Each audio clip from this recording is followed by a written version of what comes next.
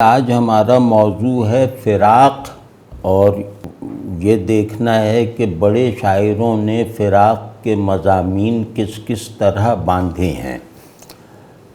تو یہ عنوان منتخب کرنے کا ایک بڑا سبب ہے، کم از کم میرے لیے، وہ یہ ہے کہ اس وقت آدمیت کی بحالی یا اس کی تجدید یا اس کی حفاظت کا سامان کرنا، یہ سب سے بڑی ذمہ داری ہے ہماری۔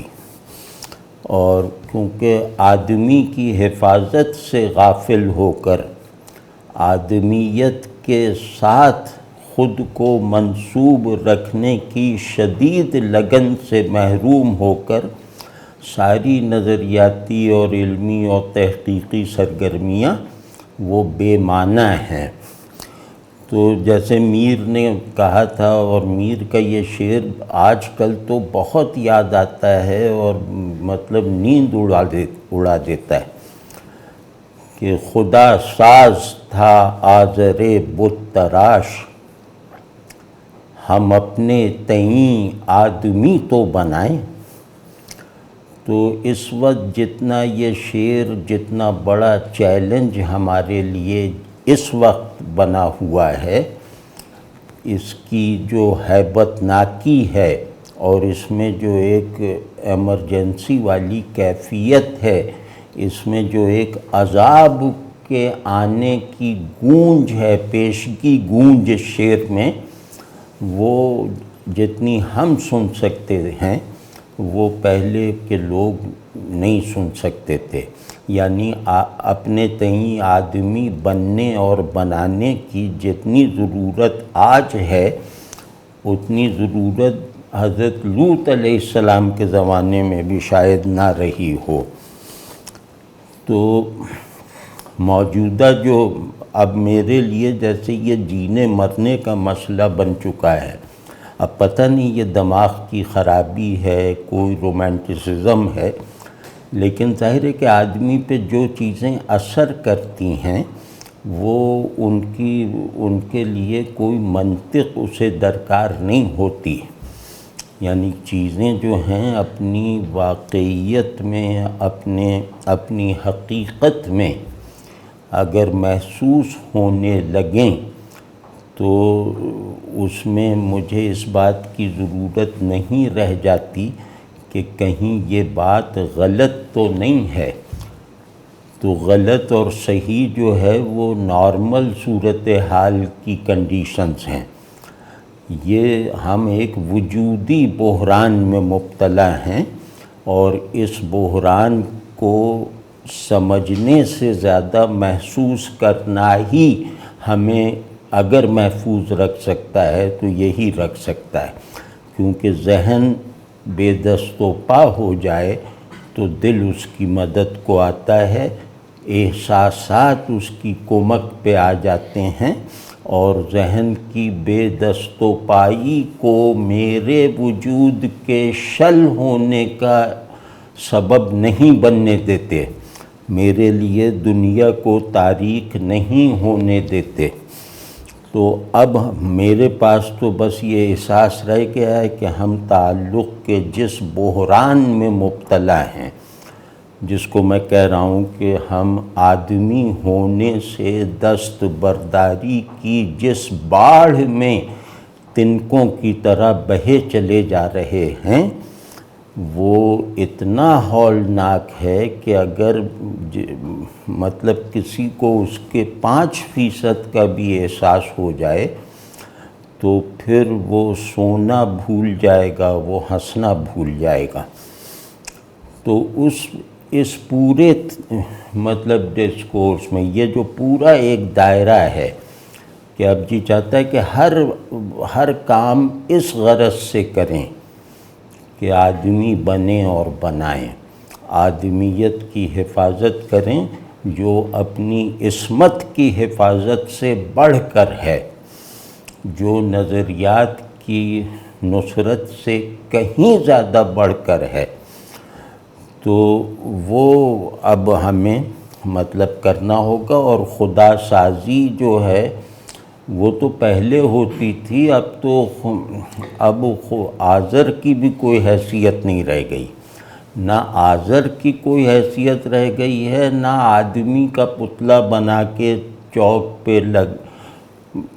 پہ جو ہے نصب کرنے والوں کی کوئی وقت رہ گئی ہے۔ تو ایک عجیب سا ماحول ہے، اور اس کو اگر ہم ادبی زبان میں دیکھنا اور بیان کرنا چاہیں تو وہ ہوگا کہ وہ جیسے سعدی فرما گئے ہیں کہ چنا قحط سالی شدندر دمشق، کہ یاراں فراموش کردند عشق۔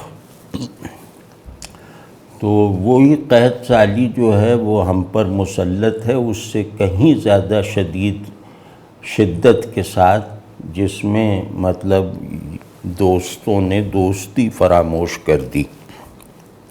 ہم بلا شبہ اب انہی بلیوں کی طرح بنتے جا رہے ہیں جو زمین کی تپش سے بچنے کے لیے اپنے بچے کو جو ہے وہ جیسے بچھا کر اس پر پاؤں رکھ دیتی ہے کہ میں بچ جاؤں۔ تو یہ ہماری صورتحال ہوتی جا رہی ہے۔ اب آدمی سے شر کے علاوہ توقع رکھنا غیر منطقی ہے۔ اب کسی آدمی کو دیکھتے ہی اس کے ضرر سے بچنے کے لیے اپنی کوئی ڈھال نہ نکالنا، یہ خطرناک غفلت ہے۔ تو جہاں ایسا ایک بچھوؤں کے محاصرے میں ہم زندگی گزار رہے ہیں، اور ہم اپنی طرف دیکھتے ہیں تو خود کو کہتے ہیں کہ ہم بچھوؤں کے محاصرے میں ہیں، ہم دیمکوں کے نرغے میں پھنسے ہوئے پیڑ کی طرح ہیں۔ لیکن جیسے ہی دوسرا ہمیں دیکھتا ہے تو وہ بھی ہمیں دیمکوں اور بچھوؤں کے لشکر کا سپاہی ہی سمجھ کے دیکھتا ہے۔ تو گویا ہم سب وہم میں آدمی اور واقعے میں بچھو اور دیمکوں کی زندگی گزارنے پر جیسے برضا و رغبت جو ہیں وہ آمادہ ہیں۔ مطلب میں معافی چاہتا ہوں، یہ ظاہر ہے کہ استثناء اور خیر کے مظاہر، آدمیت کے نمونے ظاہر ہے کہ بہت زیادہ موجود ہیں۔ میں بھی جانتا ہوں، میں بھی دیکھتا ہوں، میں انہی کو دیکھنے کی وجہ سے پاگل ہونے سے محفوظ ہوں، لیکن یہ کہ وہ سب بے اثر ہیں۔ یعنی خدا سامنے ہو اور لوگ سجدہ کرنے سے انکار کر رہے ہوں تو وہ جو المیہ یا وہ جو مطلب بحران ہے وہ خدا کو نہ ماننے سے کہیں بڑا ہے۔ یعنی خدائے غائب کو سجدہ نہ کرنا یہ بہرحال کسی پہلو سے سمجھ میں آتا ہے، اور یہ میری آدمیت کو اس کے روٹس میں مرجھانے نہیں دیتا، لیکن خدائے حاضر کے سامنے سجدہ ریز نہ ہونا اس کا حکم ہونے کے باوجود یہ منظر اگر ہم اپنی آنکھوں سے یعنی چشم تصور ہی سے دیکھ لیں تو یہ بہت ہولناک ہے، یہ بہت بھیانک ہے۔ اور یہاں خدا جو ہے وہ سمبولک ہے، اس کو کوئی مذہبی گفتگو کی حیثیت نہ دی جائے۔ یہاں یہ ہے کہ آدمی سے تعلق کے احساس اور شعور کا نام ہے۔ آدمی تعلق ہے، تو اگر یہ تعلق جو ہے یہ بے معنی ہوتا جائے، بے سود رہ جائے اور غیر مطلوب ہو جائے، اور اس کو نبھانے والا ذہن اور اس کو چلانے والے جذبات جو ہیں وہ ہمارے اندر سے کوچ کرنے لگیں، تو تو اس کا مطلب یہ ہوا کہ ہم غالباً تاریخ انسانی کے آخری صفحے پر لکھے ہوئے چند بدخط الفاظ کی طرح ہیں جن کا مٹنا ضروری ہے۔ تو اس پہلو سے ادبی نظر سے دیکھتے ہوئے مجھے احساس ہوا کہ آج ہم کوئی ایک ایسی بات کریں، ایسا کوئی تھیم اٹھائیں جو مطلب یہ کہ کچھ ہمیں دلاسا دے سکے، کچھ ہمیں جو ہے وہ موٹیویٹ کر سکے، اور کچھ آدمیت کے بچے کھچے عناصر کو ایک نئی ترتیب کے ساتھ فنکشنل بنا سکے۔ تو کھویا ہوا پہاڑ اپنے باقی ماندہ ذرات کی مدد سے بازیاب ہو جاتا ہے، یہ یاد رکھنے والی بات ہے۔ تو آدمیت کے اگر کچھ ذرات ہم میں رہ گئے ہیں، اور ظاہر رہ گئے ہیں، تو ہم ان ذرات سے اس پہاڑ کو، جسے ٹیکنالوجی وغیرہ کے گرز سے ریزہ کیا جا رہا ہے، ہم اس کو گویا متوازی انداز میں ایک تخلیق نو دے سکتے ہیں، ایک مطلب اس کو نئے سرے سے پیدا کر سکتے ہیں، بشرطے کہ ہم چاہیں۔ تو وہ جو آج کا موضوع ہے اس کے لیے تمثیلاً ایک بات عرض کر رہا ہوں کہ یہ دنیا ہے، یہ زمان و مکان کی دنیا، یہ خیر و شر کی کشاکش کی دنیا، یہ تضادات میں جکڑی ہوئی دنیا، اس میں آدمی کئی حیثیتوں سے رہتا آیا ہے۔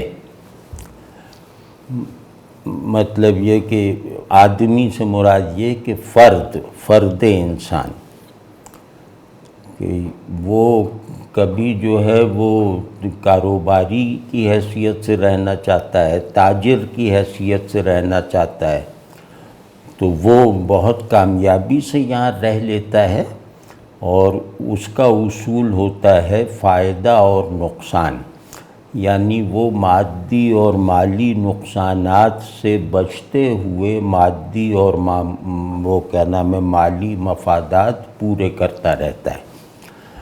اور یہ دنیا جو ہے وہ اسے ضرر سے بچنے کا راستہ بھی دیتی ہے، اور ضرر میں گر جانے والا جو وہ مین ہول ہے وہ بھی کھلا رکھتی ہے۔ اسی طرح فائدے کا تصور ہے۔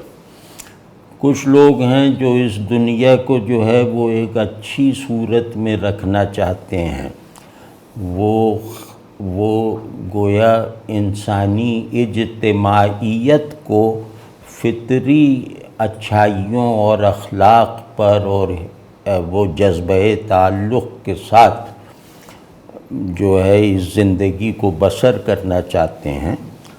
تو ان لوگوں کے لیے بھی بالکل کھلا میدان ہے کسی روک ٹوک کے بغیر، اور وہ ان کا جو قانون ہوگا وہ خیر اور شر، اچھائی اور برائی، اور تعلق اور دشمنی، دوستی اور دشمنی وغیرہ، یہ ان کا پرسپیکٹو ہوگا زندگی کا۔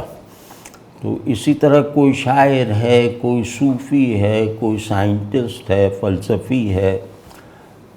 مطلب یہ کہ آدمی کا ذہن جس آئیڈیا پر جم چکا ہے، اس آئیڈیا کی روشنی میں وہ اپنے مقصد زندگی کو، اپنے مطلوب حیات کو جو ہے وہ دریافت بھی کر چکا ہے، اور اس کی جو ہے وہ کشش بھی اپنے اندر محفوظ حالت میں رکھتا ہے۔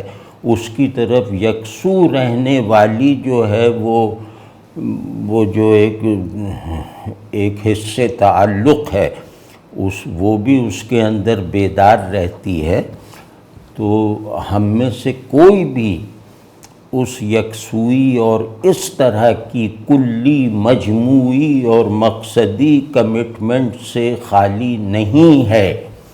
کوئی آدمی بھی، ہر آدمی جو ہے وہ ایک نصب العین کے تحت اس دنیا میں اپنی زندگی کے دن پورے کر رہا ہے۔ اب اس میں دیکھا یہ جاتا ہے کہ ہم میں سے جو اکثریت ہے وہ کس نصب العین کے تابع ہے۔ مطلب یہ کہ میں ہر ایک کو لوٹنا چاہتا ہوں، میں کرپشن کرنا چاہتا ہوں، میں ہر صورت میں امیر بننا چاہتا ہوں، طاقتور بننا چاہتا ہوں، ترقی کرنا چاہتا ہوں، تو میرے لیے بھی کھلا میدان ہے، بلکہ زیادہ کھلا میدان ہے، کیونکہ میرے نظر میں اب میرے سامنے کسی بھی طرح کے کوئی جو بیریئرز نہیں ہیں۔ جو راستہ بھی مجھے اب اچھا لگے گا اس پر میں دوڑنا شروع کر دوں گا، اس یقین کے ساتھ کہ آگے کوئی کھائی نہیں ہے۔ تو کبھی چوری کا راستہ کھلا ہوگا، کبھی ڈاکے کا راستہ کھلا ہوگا، کبھی ظلم کا راستہ کھلا ہوگا، تو میں بے فکری سے اس پہ دوڑ پڑوں گا، کیونکہ میرا نصب العین یہ ہے کہ ہر قیمت پر طاقت، دولت یہ سب حاصل کرنی ہے، شہرت وغیرہ۔ تو بس دیکھنا یہ ہوتا ہے کہ یہ جو انسانوں کا اکٹ ہے، یہ اس میں غالب نصب العین کیا ہے؟ یعنی غالب نصب العین کہتے ہیں کہ جو اجتماعی بن جائے۔ تو اگر یہ دیکھنا شروع کریں نا ہم اپنے ہی اندر، یعنی کہ تو خاصی مشکل پیش آئے گی۔ خود کو جھوٹی امید میں مبتلا رکھنا پڑے گا۔ اب جھوٹا ہوئے بغیر، اپنے آپ سے جھوٹا ہوئے بغیر اب زندگی گزارنا روز بروز مشکل ہوتا جا رہا ہے۔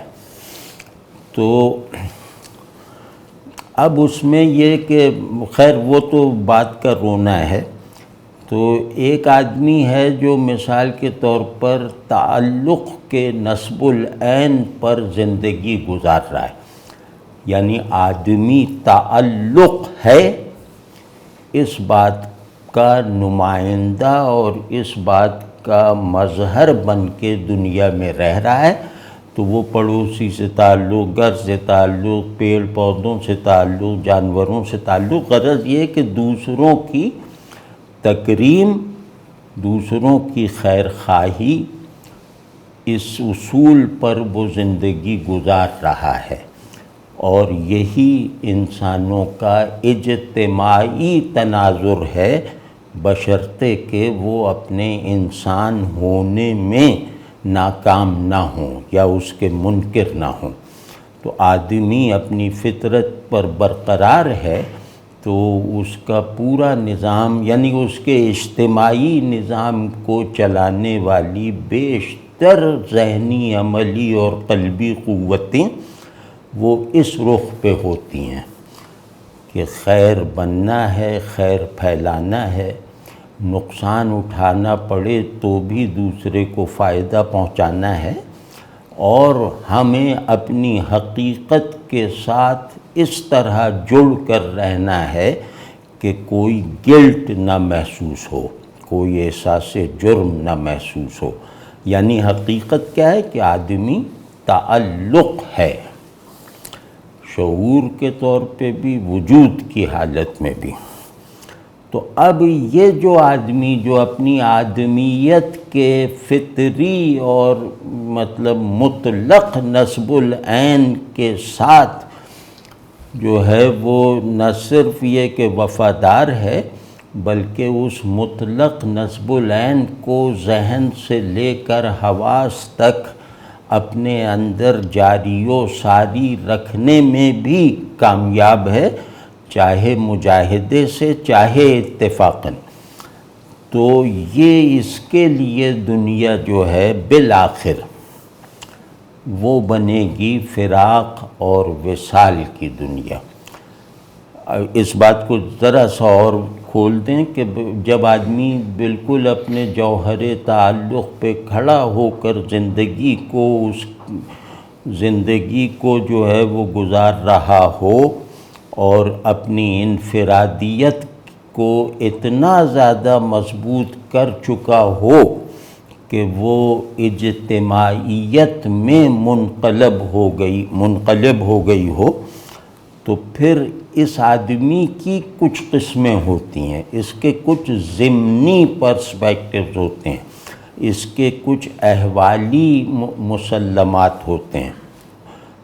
وہ ہیں کہ ایک شاعر ہے، وہ دنیا کو جمال کی دنیا سمجھ کر یہاں رہ رہا ہے، اس کے لیے اس کا ایک محبوب ہے، اور اس محبوب کا اسی کو واحد عاشق ہونا چاہیے، تو وہ اپنے محبوب واحد کا عاشق واحد بننے کے لیے، جو وہ ہے نہیں، محبوب ہرجائی ہے، تو وہ اپنے آپ کو بلا شریک عاشق بنائے رکھنے کے لیے یہاں جی رہا ہے، اور ہر چیز سے اس کا تعلق اسی پیٹرن پہ ہے کہ میں اس کا واحد طالب، میں اس کا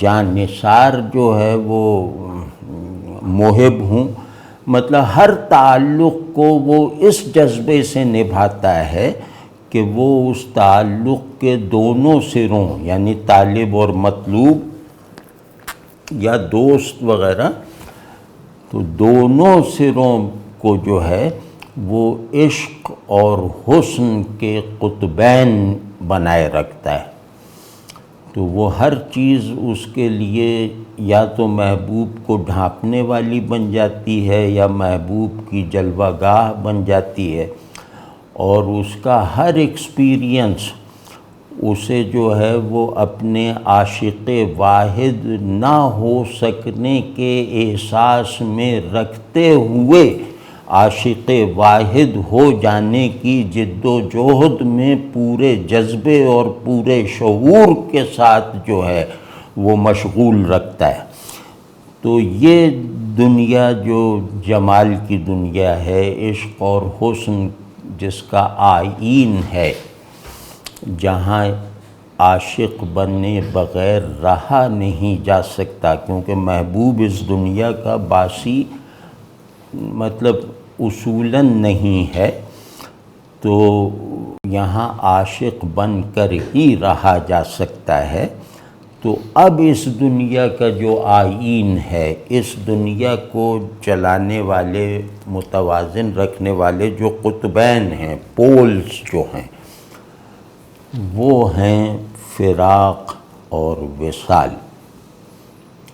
عشق کی ساری دنیا، یعنی یہ دنیا عاشق کے انفس میں سرایت کر جاتی ہے، اور عاشق کی انفسی ساخت میں یہی دنیائے جمالیات وہ فراق اور وصال کے احساسات، احوال، تخیل، ان سب کو مسلسل جیسے پیدائش کے عمل میں رکھتی ہے۔ تو اب یہ آدمی جو اس دنیا میں فراق اور وصال کے تضادات میں رہتا ہے، اس کی کشاکش میں رہتا ہے، اور ایک مستقل موقف اور طلب کے ساتھ رہتا ہے کہ وصال چاہیے، فراق جھیلنا پڑے گا، تو یعنی کہ وصال منزل ہے، اور لیکن یہ کہ اس منزل کی طرف جو بھی راستہ ہے وہ فراق کا ہے، تو فراق کے راستے پر چلے بغیر وصال کی منزل تک پہنچا ہی نہیں جا سکتا۔ تو یہ ریئلائزیشن ان سب کی ہوگی، ان کے مراتب عشق میں کمی بیشی کے باوجود۔ تو اب اس میں یہ ہے کہ انہی لوگوں میں مطلب ایک نظام مراتب بھی ہے کہ اب ایک آدمی جو ہے وہ عاشق الہی ہے، وہ صوفیانہ عشق کا حامل ہے، تو اس کے لیے محبوب جو ہے وہ اس دنیا سے باہر ہے، غائب مطلق ہے، لیکن مکمل طور پر اوجھل نہیں ہے، تو اب اس کا فراق اور وصال کچھ اور ہوگا۔ تو اسی طرح کوئی ہے جو جس کا محبوب اسی دنیا کا باشندہ ہے، اسی کی نوع سے تعلق رکھتا ہے، تو اس کے لیے وصال اور فراق کا تصور جو ہے وہ زیادہ تند ہوگا، مطلب احساساتی طور پہ تند ہوگا، اپنی بناوٹ میں قلق اور الم اور اضطراب کی طرح ہوگا، اور جو صوفی عاشق ہے اس کے لیے فراق فلفلنگ ہوگا، اس کے لیے فراق اس کی طلب وصال میں اضافے کے لیے ناگزیر حیثیت رکھنے والے تجربے کی طرح ہوگا، اور اس میں ایسی احساساتی تندی نہیں ہوگی۔ تو یہ مطلب اس طرح اور بھی کچھ پہلوؤں سے دیکھیں تو اور پرسپیکٹیوز بھی وصال اور فراق میں دیکھے جا سکتے ہیں۔ تو آج ہم پہلے جو عام شاعرانہ جو تصور فراق ہے نا، مطلب فراق سمجھے نا، فراق ایک نظریے کے طور پر نظریہ حقیقت وجود ہے، اور فراق ایک حالت کے طور پر وجود کی تصدیق کر دینے والا واحد اصول ہے۔ تو بعض لوگوں کے لیے وصال خیال بنتا ہے، وہ ان کے یہاں اقبال کی شاعری پیدا ہوتی ہے، بعض کے یہاں یہ وصال حال بنتا ہے، وہ لوگ رومی بن جاتے ہیں، اور بعض کے یہاں یہ فراق احساسات میں رہتا ہے۔ تو یہ وہ عاشق ہیں جن کا محبوب وہ ایک مطلب اسی دنیا کا باسی ہے، اس کا ایک نام ہے، اس کا ایک پتہ ہے، اس کی تصویر بھی ہو سکتا ہے عاشق کے پاس ہو، اور وہ غائب نہیں ہے، وہ ہمہ وقت دیکھا جا سکنے والا ہے، چاہے وہ خود کو چھپائے رکھے۔ تو ان سب میں جو ہے وہ بہت فرق ہوگا، ان کے فراق کے مطلب فراق کے حال، خیال اور احساس، اس میں بہت زیادہ مراتب کا فرق ہے۔ تو آج ہم جو ہے وہ احساس فراق کو دیکھیں گے، وہ احساس فراق جس کو شاعر لوگ فرض کر کے ایک مضمون کی صورت بھی دے لیتے ہیں، مطلب انہیں اس کا تجربہ نہیں ہوتا، لیکن شاعرانہ تخیل کیونکہ احساس کی قبیل سے زیادہ ہے، تو وہ اس تخیل کے استعمال سے ان کے اندر وہ احساسات بھی گویا تجربہ بنائے جا سکنے کی حد تک پیدا ہو جاتے ہیں، جو دراصل ان کے احساسات کا، اوریجنل احساسات کا حصہ نہیں ہوتے۔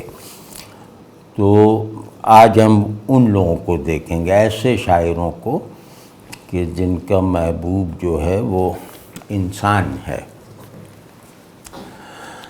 اب اس میں ہم پہلے دیکھیں گے ایک ایسے شاعر کو، یہ فارسی شعروں میں پہلے دیکھیں گے، ایک ایسے شاعر کو جو عاشق الہی بھی بہت بڑا ہے، عارف الہی بھی بہت بڑا ہے، اور مطلب یہ کہ عاشق مجازی بھی بہت بڑا ہے۔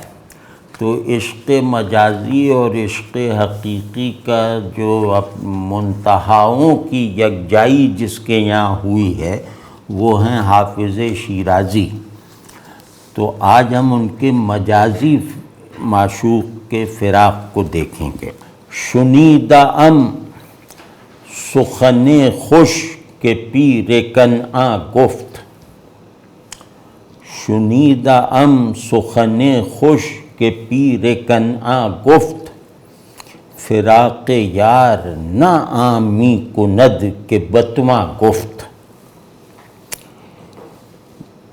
مطلب ایسا شعر ہے کہ فراق محسوس نہ ہوتے ہوئے ٹھیک سے محسوس ہوتا ہے، اور فراق ماورائے اظہار ہوتے ہوئے اپنا زیادہ اظہار کر لیتا ہے. تو یہ شعر یہ ہے کہ میں نے کیا اچھی بات سنی ہے حضرت یعقوب علیہ السلام کی زبان سے. حضرت یعقوب علیہ السلام یہ کہا کرتے تھے کہ دوست کی جدائی وہ نہیں کرتی جسے بتایا جا سکے. یعنی دوست کی جدائی سے جو حالت ہوتی ہے اس حالت کو ٹھیک سے پوری طرح محسوس بھی نہیں کیا جا سکتا اور بیان تو سرے سے نہیں کیا جا سکتا.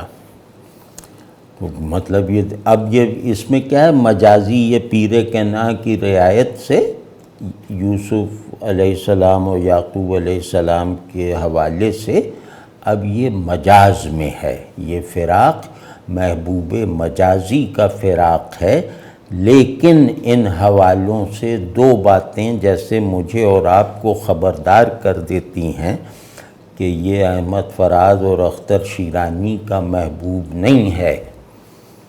یہ جو ہے یہ محبوب تو آدمی ہے، لیکن یہ صنف مخالف کی کشش سے پیدا ہونے والے عشق کا موضوع نہیں ہے. یہ عشق اور نفس کے تعلق سے ماورا ہے. یہ عشق نفس کی کسی ڈرائیو کا حصہ نہیں ہے. تو اب یہ ہوتا ہے کہ مجاز میں بھی جو بڑے شاعر ہوتے ہیں وہ محبوب کو آرکیٹائپل بنا دیتے ہیں، اور وہاں یہ سوال جو ہے وہ جیسے پڑھنے والے سننے والے کے اندر پیدا نہیں ہوتا کہ یہ محبوب عورت ہے، یہ محبوب جو ہے وہ مطلب بیٹا ہے، بھائی ہے. تو اس ساری وضاحت کی ضرورت ہی نہیں رہ جاتی. یہ مجاز کو اس کے اندر پائی جا سکنے والے حقیقی پن کے ساتھ وہ پورا ایگزاسٹ کر لیتے ہیں، احساس کے طور پر بھی اور اظہار کی صورت میں بھی.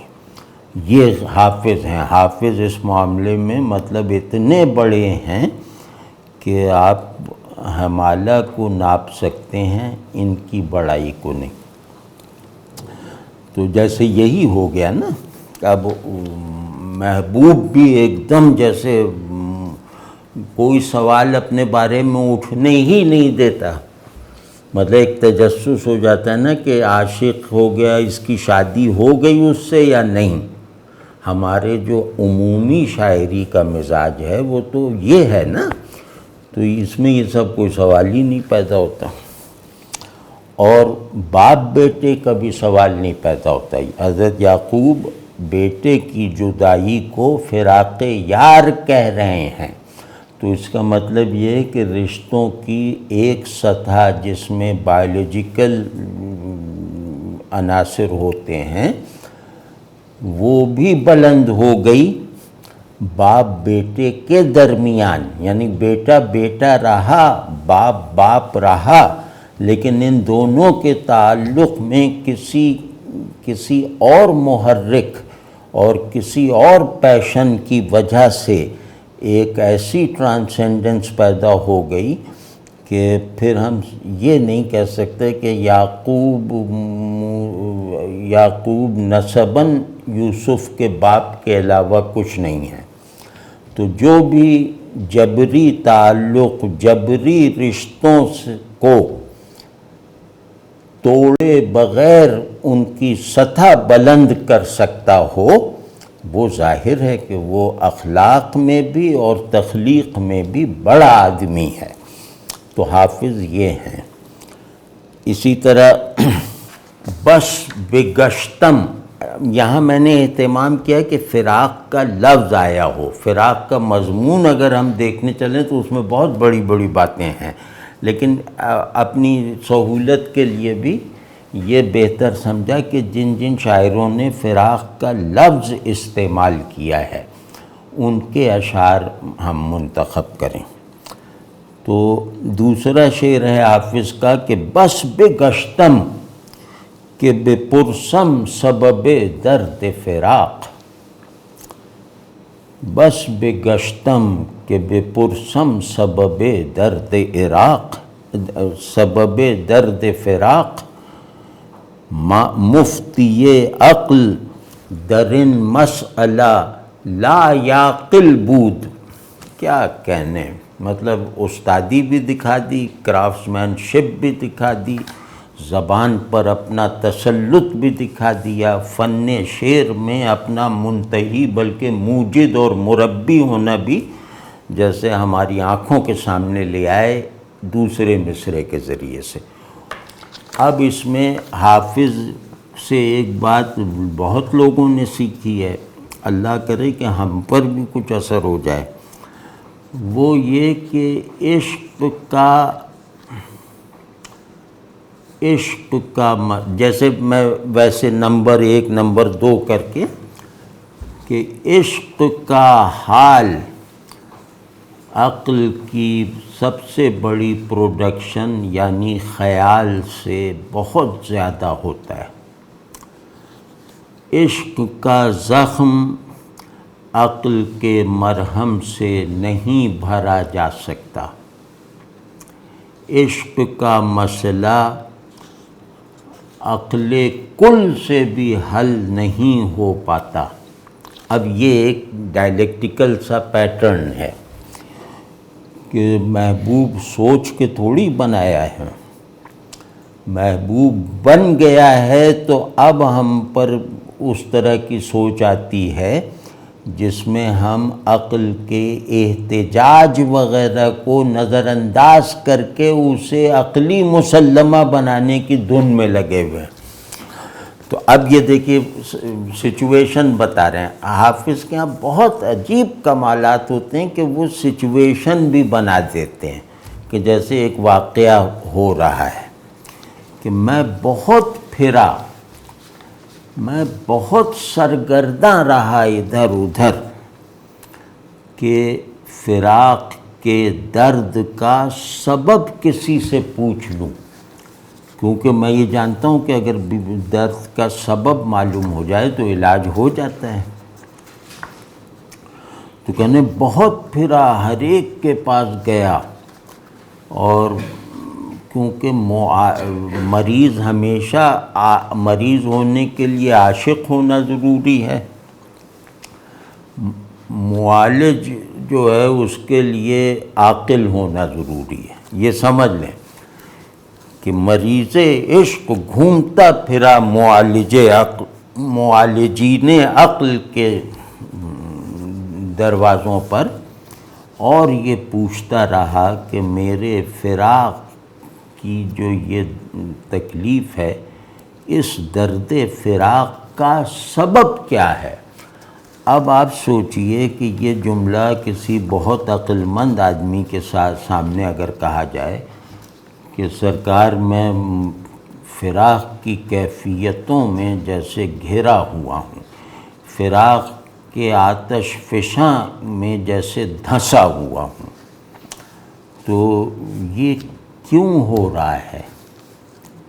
مطلب یہ جو مجھے آگ لگی ہوئی ہے، میں جل رہا ہوں، تو یہ جلنے کا سبب کیا ہے؟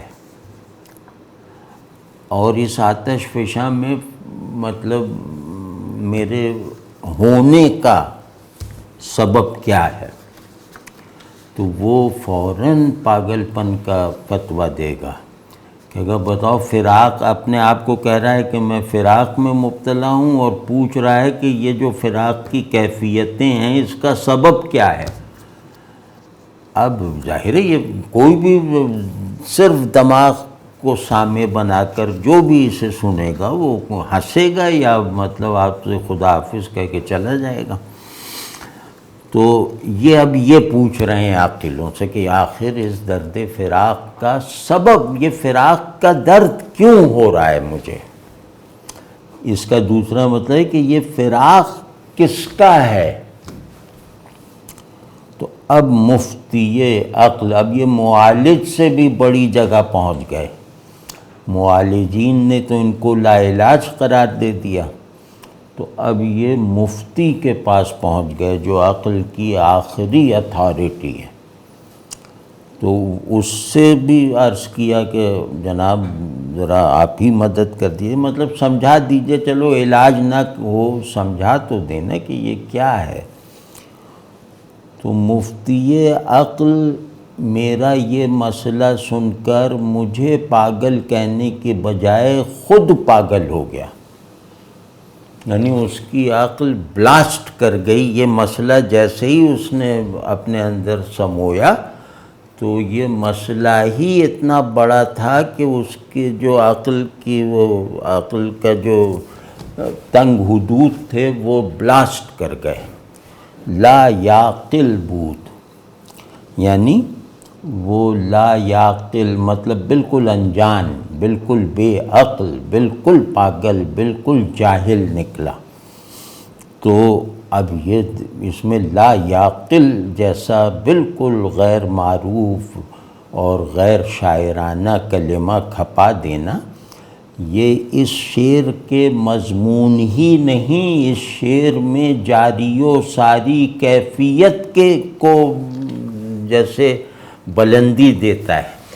یہ اس کیفیت کو مفہوم بنائے بغیر بامانی کر کے دکھا دیتا ہے۔ لا یعقل بود، کہ مفتی عقل بیچارہ بھی ہماری یہ بات سن کے بالکل جیسے انجان تھا، بالکل جاہل نکلا۔ ہاں اچھا، کیونکہ وہ آج تاخیر ہو گئی، یہ ہم تھوڑا اگر دلچسپی رہی آپ لوگوں کی تو یہ تو پورا کریں گے فراق والا، اس کے تمام جو مراتب ہیں۔ تو آج جیسے حافظی پہ رہ جاتے ہیں فراق مجازی کے معنی میں۔ چگونہ باز کنم، یہ غزل حافظ کی ہے، اس کی ردیف ہی فراق ہے۔ چگونہ باز کنم بال در ہوائے وصال، چگونہ باز کنم بال در ہوائے وصال، کہ ریخت مرغ دلم پر در آشیان فراق۔ کون کہہ سکتا ہے، کون اس طرح سوچ سکتا ہے، کون اتنی سہولت کے ساتھ ایک استحالے کو ممکن بنا سکتا ہے؟ اب اس کا ترجمہ ہی مطلب سن لینا کافی، کیونکہ ان چیزوں میں شرح کی اتنی ضرورت نہیں ہوتی، بس آدمی سن لے اور دیکھ لے اس طرح کہ میں وصال کی فضا میں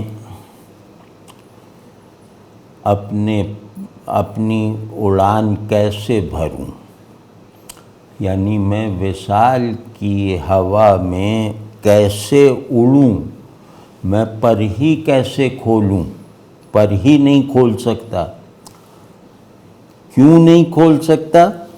کہ میرے دل کا جو پرندہ ہے اس نے اپنے پر فراق کے آشیانے میں گرا دیے ہیں، مطلب اس کے پر فراق کے آشیانے میں پڑے ہوئے ہیں۔ تو وصال کی فضا میں اب ہم کہاں سے اڑیں گے، پر ہی نہیں ہے۔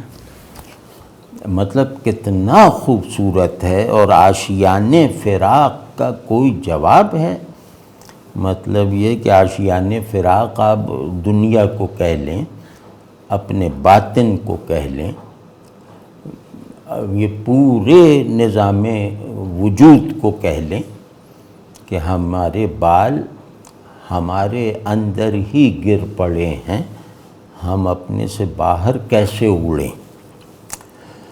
اور کنو کے چارہ کہ در بحر غم بگردابے،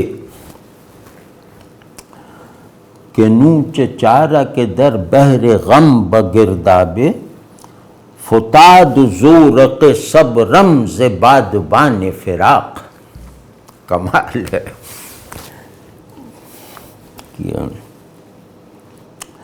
کہ غم کے سمندر میں بھنور میں پھنسے ہوئے ہیں اور اب اس بھنور سے نکلنے کی آخری امید بھی دم توڑ گئی ہے، یعنی امید باندھی ہی نہیں جا سکتی، مطلب عاشقانہ خوش فہمی سے بھی نہیں باندھی جا سکتی.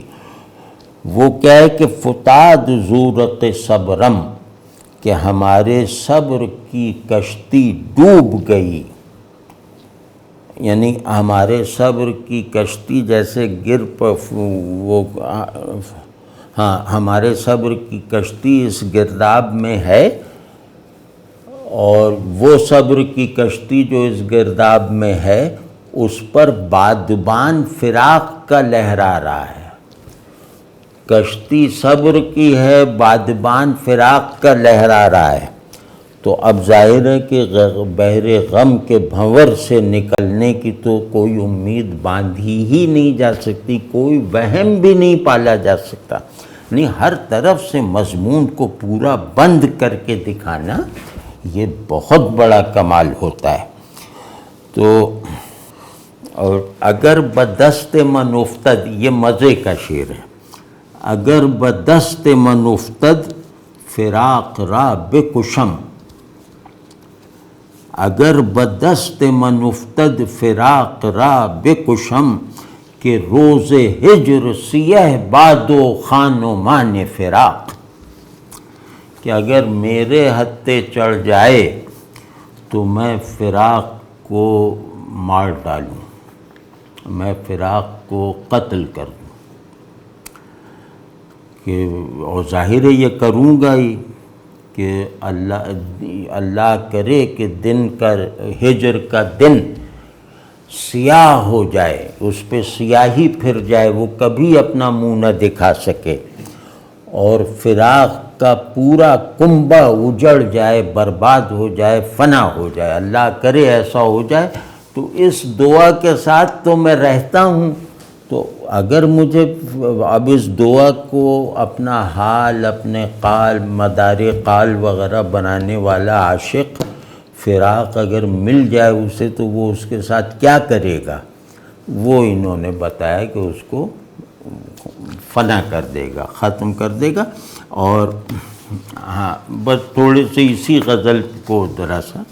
تو اب جناب یہ جو ہے آج اتنا کر لیتے ہیں، اس کے بعد میری خواہش تو یہ ہے کہ ہمیں اس پورے تھیم کو،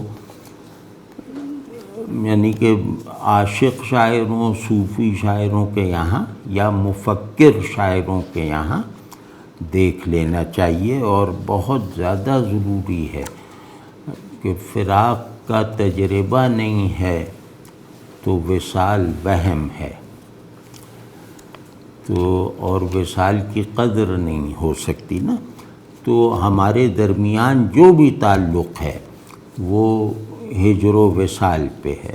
ہم قریب ہیں یا دور ہیں، ہم سامنے ہیں یا اوجھل ہیں، ہم زندہ ہیں یا مر گئے ہیں. تو غرض یہ کہ دوسرے کے ساتھ جو ہے وہ ایک اپنا زمانی مکانی در و بست متوازی حالت میں پیدا کیے رکھنا، یہ آدمی ہونے کی بہت ضروری شرط ہے. تو اس شرط کو پورا کرنے کی کوشش کے لیے ہم یہ چیزیں کر رہے ہیں.